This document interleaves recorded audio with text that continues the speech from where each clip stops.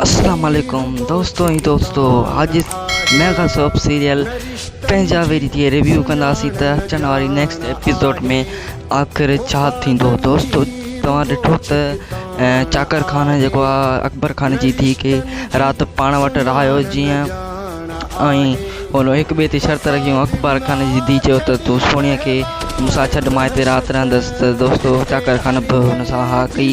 त दोस्तों हाणे सोणी खे जेको आहे सो चाकर खान छॾींदो पाकाई ते छॾींदो, पर दोस्तों अकबर खान जेको आहे सोणी जेको आहे सो हुन खां पंहिंजी धीउ खां नाराज़ थी पवंदो, छो जो तूं मुंहिंजे दुश्मन जे घर में राति छो रही आहीं।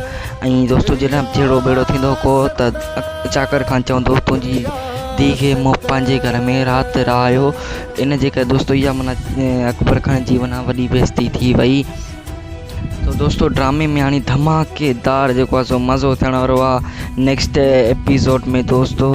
ऐं हाणे नयूं एंट्री थियूं आहिनि दोस्तों जाबर सां गॾु जेके जाबर जा जेके सोरा आहिनि साला आहिनि जेके इहे बची विया आहिनि। धमाकेदार ड्रामो मज़ो मोड़ ते पहुतो आहे, तमामु घणो ड्रामे में मज़ो थियण वारो आहे। सांवल जेको आहे दोस्तों ॿिए तरफ़ जेको आहे सांवल वो छिकताण लगी पई आहे त मां पंहिंजे सोट जी शादी कराईंदुसि। दोस्तों मुराद वारा मता कामयाब थी वञनि, इन जे करे कामयाब थी वेंदा दोस्तों।